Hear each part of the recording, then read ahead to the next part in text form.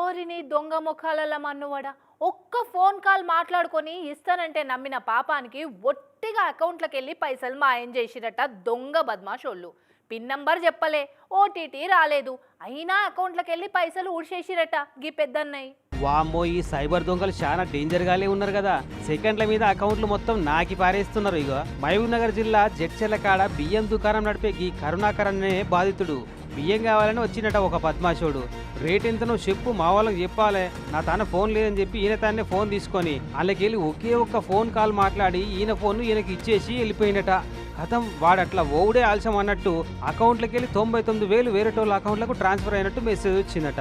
పాపం షాక్ అయ్యి వెంటనే పోలీసు వాళ్ళకి ఫోన్ కొట్టి మోసం ఎట్లా జరిగిందో చెప్పుకొచ్చింది. ఇట్లా ఒక క్యాండిడేట్ వచ్చింది సార్ బండి మీద, రైస్ షాప్ సార్, నాకు బియ్యం షాపు.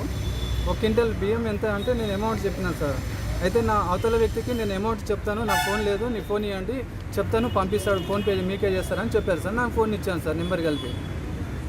అంతే సార్, అమౌంట్ ఎమ్మటే మళ్ళీ ఇప్పుడే వస్తానని చెప్పి వెళ్ళిపోయాడు సార్. తీసుకుని మాట్లాడాడు, ఎమ్మటే వెళ్ళిపోయాడు సార్. అంతేను, 99,000 కట్ అయినాయి సార్. మరి పాస్వర్డ్ ఓటీపీ ఏమైనా చెప్పినావా అంటే ఏం చెప్పలేదట. పాపం ఊరు వీళ్ళ దుంపలు దిగా ఎసంటి కొత్త సాఫ్ట్వేర్లు కనిపెడుతున్నారో ఏం పాడు మంది సొమ్ము మాయం చేస్తేందుకు. ఇదివరకైతే అకౌంట్ నెంబర్లు, పిన్ నెంబర్లు, ఆధార్ నెంబర్లు, ఓటీపీలు గిన పొరపాటున చెప్తేనే పైసలు పోయేటి. కానీ ఇప్పుడు అంత ఛాన్స్ కూడా ఇస్తలేరు, ఏం చెప్పకుండా ఊడి చేస్తారు మొత్తం. ఎంత టాలెంటెడ్ దొంగలు ఉన్నారా అయ్యా.